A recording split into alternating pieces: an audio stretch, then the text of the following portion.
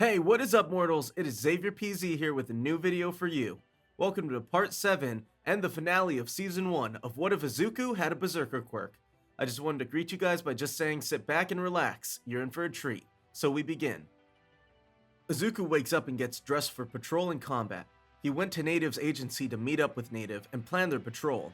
Together, Native and Azuku decided how and when they would act while patrolling the alleyways of Hosu. Inside the agency, they went over all the info that other heroes had on the villain killing heroes. Once the planning is done, they leave for Hosu to patrol the alleyways for the hero killer.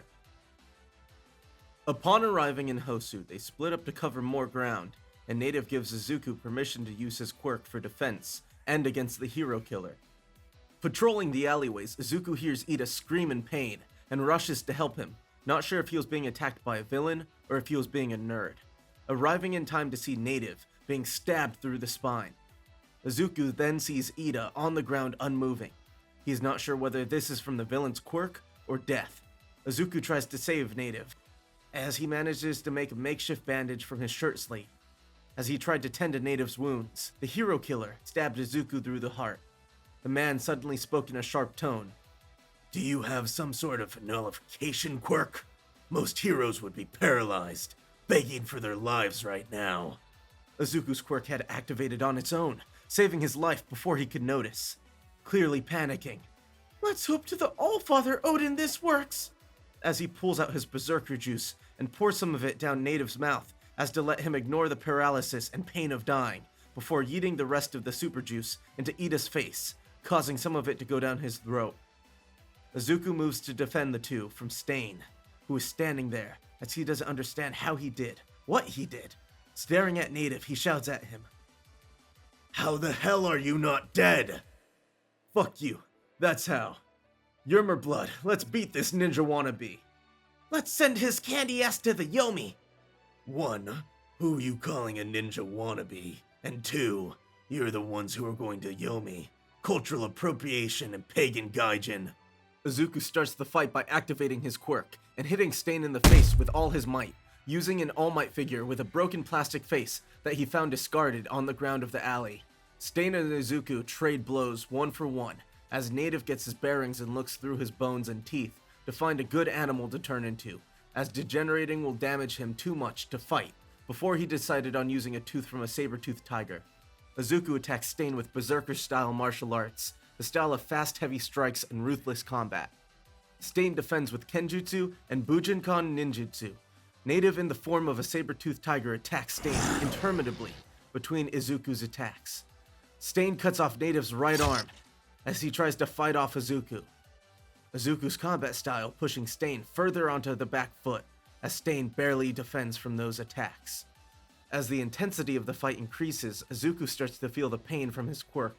The fight slows down, as Stain and Azuku attempt to catch their breath, as exhaustion begins to overwhelm them. The last punch Azuku can muster hits Stain's sword as he blocks. The sword cuts into Azuku's fist. The pain increases more and more with each passing second, and the wounds grow and grow as it gets worse. Azuku still tries to fight Stain, their quirks seemingly countering each other. In that moment, Azuku begins to take the upper hand. However, he appears emotionless and ruthless.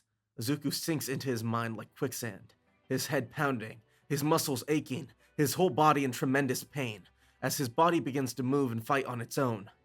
As his body fights and overpowers Stain, Azuku falls into the darkness, as from the darkness, he starts to see flames. The first color is gray, appearing slowly, and then speaking. "Child, we heard your call. While Tyr is granting your body half his strength and combat skill, so do not worry." "Who are you? What's going on? Where am I?"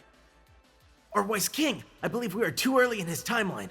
The fates might be mad. Is this wise?" "Nonsense.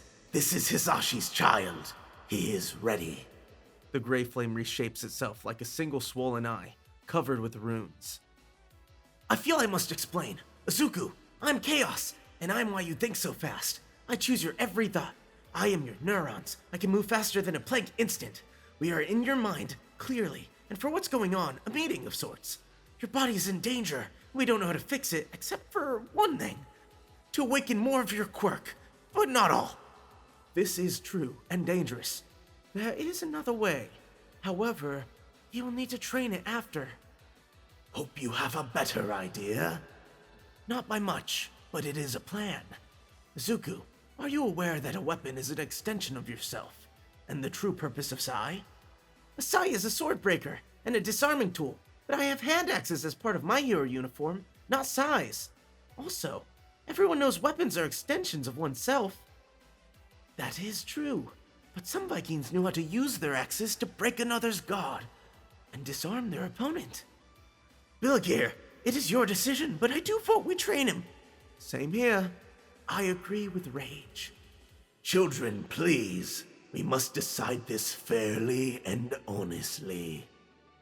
This video is sponsored by ExpressVPN. ExpressVPN allows you to change your IP address, making it harder to track and securing your privacy.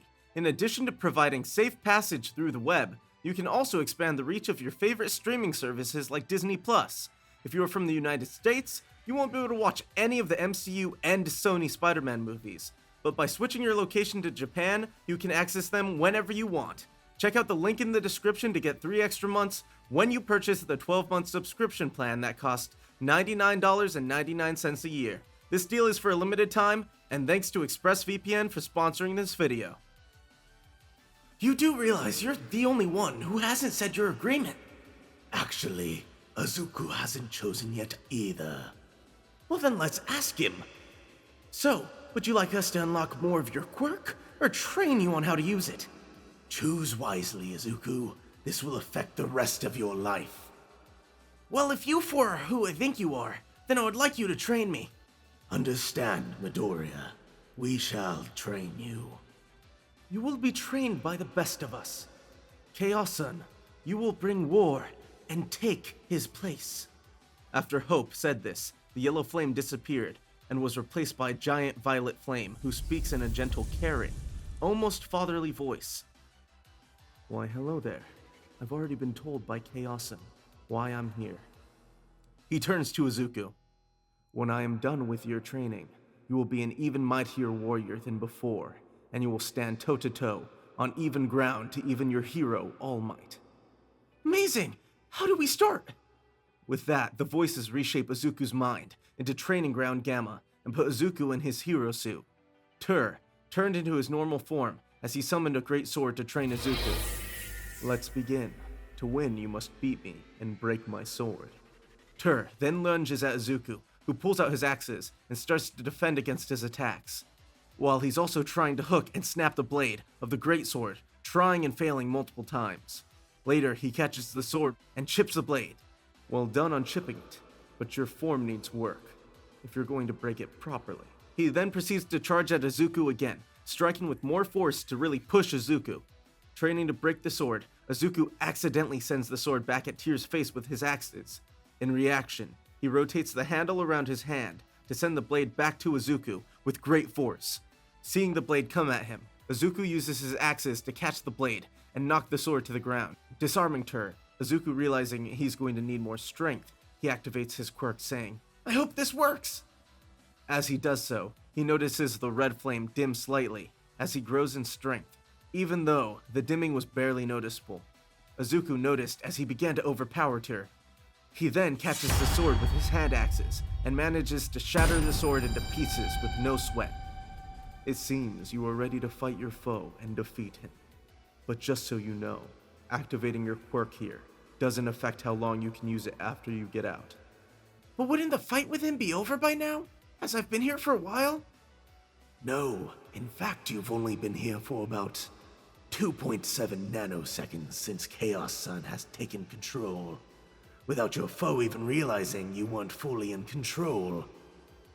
When you return, your time will be reset, and your durability will last longer. Azuku chooses to return and take back control of his body. He returns to his fight with Stain, the two being perfectly matched in combat.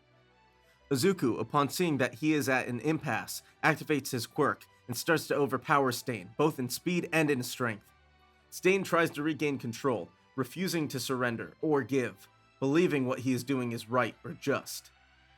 Azuku manages to land a blow strong enough on Stain to knock him out after many failed attempts with previous punches, but Azuku also unintentionally breaks Stain's nose from the pure force of hitting it. He then calls the police, who take Stain away, and question Native about if he gave Azuku permission to use his quirk, which Native said he did, before collapsing to the ground, as the super juice wears off. So Azuku starts trying to fix his wounds, but fails, as Native ends up passing away, with his final words being, "You did me proud. Continue with how you did, and you'll be a great hero one day." The police take Azuku to Nezu, his internship ending prematurely with the death of Native. With good news due to him having permission, he is able to be the hero who defeated Stain. The bad news being Azuku had to do the rest of his internship with Nezu. So, as much as we know of the situation, is that the hero killer Stain attacked a student of UA named Tenya Ida, who was then protected by the pro-hero Native before he could be killed himself, being attacked and saved by another student of UA named Azuku Midoriya, with the permission of the late pro-hero Native. Oh my, that was quite the ordeal, wasn't it? I'm saddened to hear that the pro-hero Native died, but I hope the students are okay. They are okay, but do have some minor injuries, being looked after by Recovery Girl. I will train Midoriya to the best of my ability, until the internship ends. Nezu goes deep in thought as he tries to figure out the best way to complete Midoriya's training. The next day, Azuku, thinking that the death of Native means he doesn't have any more internship, goes to his class, where inside he finds Nezu, who says, "I will be your mentor for the rest of the internship. Azuku, you, my boy, will be better than All Might at controlling your quirk when I'm done." Azuku and Nezu go to Training Ground Beta, in which houses Nezu's giant mecha, before saying to Azuku, "You're going to fight me. Well, in this mecha, until you can beat it with one hit. Challenge accepted." Thank you all for indulging yourselves in all this information thus far. I hope you enjoyed it. Now, there are a few more things that I'd like to go over before the video ends. Firstly, I'd like to thank our patrons, BD Flames, Ethan Davis, Terry Chills, Shifter Meals, Adam Zagel, ZaveBeat03, and Joshua Phelps. Secondly, I'd also like to thank all of our YouTube members, Toy Acosta, Rob the King, SithLord906, CF2364 and Knuckles, Rimu Tempest, Angel Juarez, Donald C. Stewart, Brian Greer, and Rafik135. Thirdly, if you're in the mood for some great storytelling, We the Celestials has you covered. Do We the Celestials My Hero Academia and Naruto What If channels retell the story of their namesake anime with a twist? Check it out if you're interested.